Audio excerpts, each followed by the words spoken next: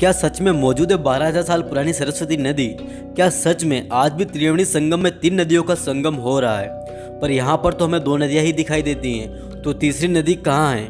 तो क्या ज़मीन के नीचे बह रही है सरस्वती नदी? नमस्कार साथियों, एक बार पुनः आप सभी का स्वागत है फैक्ट बो के इस नए वीडियो में। आज हम आपको हाल ही में सरस्वती नदी के बारे में मिले पुख्ता सबूतों के बारे में बताने वाले हैं और आपको बताने वाले हैं कि कैसे हमारी ऋग्वेद काल की नदी जो 12,000 साल पुरानी है, जो वर्तमान में दिखाई नहीं देती परंतु वह अस्तित्व में मौजूद है, और उसके बारे में विस्तृत रूप से हम आपको बताने वाले हैं। सरस्वती का नाम तो आपने सुना ही होगा, लेकिन उसे आज तक किसी ने देखा नहीं है।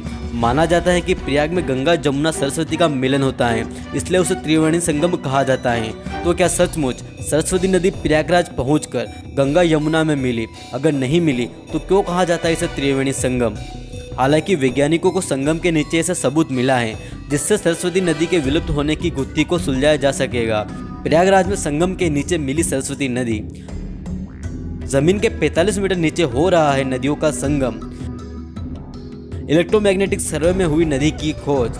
भारतीय वैज्ञानिकों को संगम के नीचे 12,000 साल पुरानी नदी होने के सबूत मिले हैं। माना जा रहा है कि यह ऋग्वेद काल की विलुप्त हो चुकी सरस्वती नदी ही है। दरअसल वैज्ञानिक काफी समय से संगम के नीचे इस विलुप्त हो चुकी नदी की जानकारी पाने के लिए रिसर्च कर रहे थे।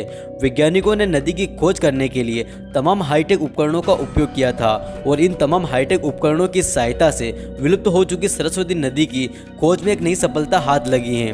वैज्ञानिकों ने नदी की तलाश के लिए इलेक्ट्रोमैग्नेटिक सर्वे किया था और इसी सर्वे में यह बात सामने आई कि संगम के नीचे यह 45 किलोमीटर लंबी प्राचीन सरस्वती नदी मौजूद है। मौजूदा समय में संगम तट पर गंगा और यमुना नदियों का मिलन ही होता है। ऐसे में इन दोनों नदियों की तलहटी में मौजूद सरस्वती नदी में पानी का अपूर्व भंडार होने की संभावना है। CSIR NGRI के वैज्ञानिकों के इस अध्ययन को एडवांस अर्थ स्पेस साइंस के जर्नल में भी प्रकाशित किया गया है।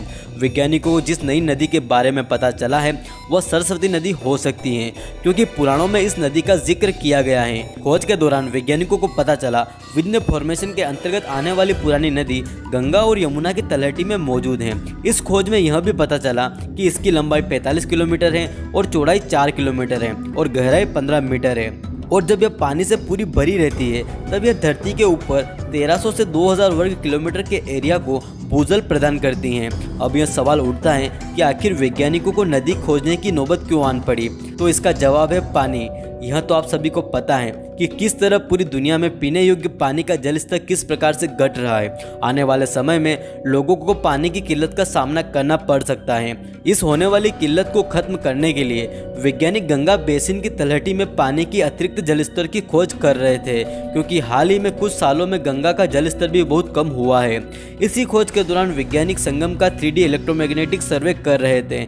इसी सर्वे के दौरान उन्हें जमीन के 45 मीटर नीचे इस पानी के स्रोत का पता चला, जिसके बारे में और खोजें की गई तो यह अंतिम निष्कर्ष निकाला गया कि यहाँ 12,000 साल पुरानी ऋग्वैदिक काल की विलुप्त हो चुकी सरस्वती नदी ही है, क्योंकि संगम में 3 नदियों का संगम होता है और वर्तमान में 2 नदियाँ ही मौजूद है। तो दोस्तों, आपने देखा किस प्रकार से हमारे वैदिक धर्म के जो पुराने सबूत थे वह धीरे धीरे लोगों के सामने आ रहे हैं। यह एक अच्छी खबर भी है कि एक बार पुनः वैदिक धर्म के सबूत लोगों को देखने को मिलेंगे। आपको वीडियो कैसा लगा कमेंट बॉक्स में ज़रूर बताइएगा, और आपकी इसके बारे में क्या राय है, आपके विचार भी हमसे ज़रूर साझा कीजिएगा।